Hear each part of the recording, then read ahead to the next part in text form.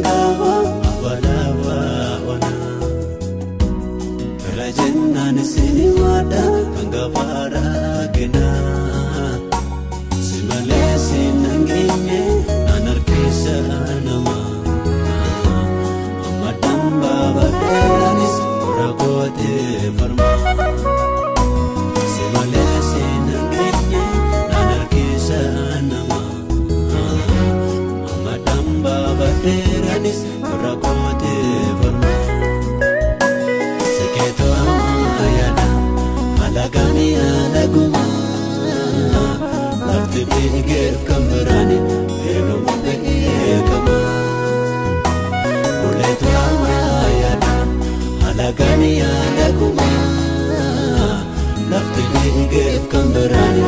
eno mabekama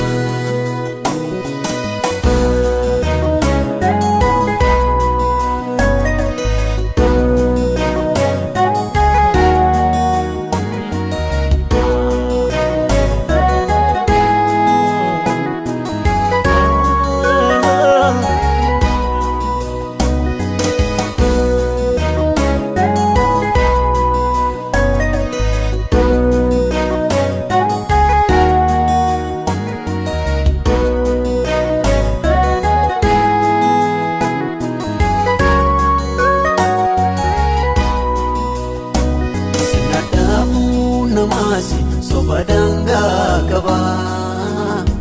Sidowana tabe abaku lafajeta dukua Oge sada tabeme madati bayiste Yomundaga tamu kanatina mgote Sinadamu namasi sobadanga kaba Sidowana tabe abdiku lafajeta dukua Oge sada tabeme madati bayiste Yomundaga tamu kanatina mgote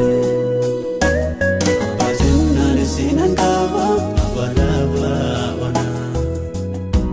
Ferajanna nisini wada kangavara gena Simale sinangenye nanarkisa nama Amadamba baderanis uragote farma Simale sinangenye nanarkisa nama Amadamba baderanis uragote farma Siketu amayana alagani alaguma Lafti bigef kamrani eno mabekama Uletu amayana alagani alaguma Lafti bigef kamrani eno mabekama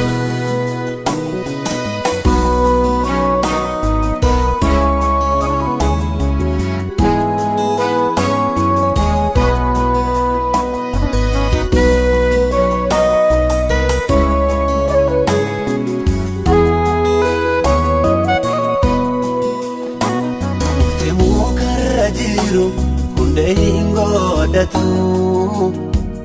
Ija korra gaseerani sina jilcheena matu Baay'een arraangayame balaan herreegamne Ergaan siitoof laadhee dhugaadha mataan bawwaafanne Mukti mukarra jiru hunde hingodatu Ija korra gaseerani sina jilcheena matu Baay'een arraangayame balaan herreegamne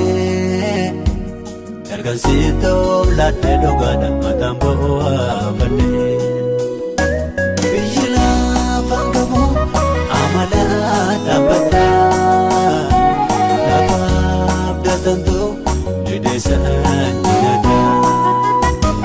Abdiin jirreeka jedhee waan adda addaa Fira didee didee waan dhaala Nama namu selasi Eta bangga Yesus Nina manamu silasi Etta fanganko Yesus Nami namanamu silasi Etta fanganko Yesus Nami namanamu silasi Etta fanganko Yesus